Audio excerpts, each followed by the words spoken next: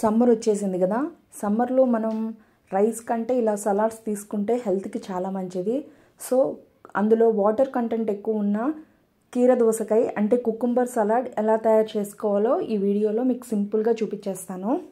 ముందుగా కీర దోసకాయని ఇలా చక్రాలుగా సన్నగా కట్ చేసుకోవాలి. తర్వాత మన సమ్మర్ స్పెషల్ మ్యాంగో అదే అండి పచ్చి మామిడికాయ, అవి కూడా సన్నగా కట్ చేసేసుకొని వేసుకోవాలి.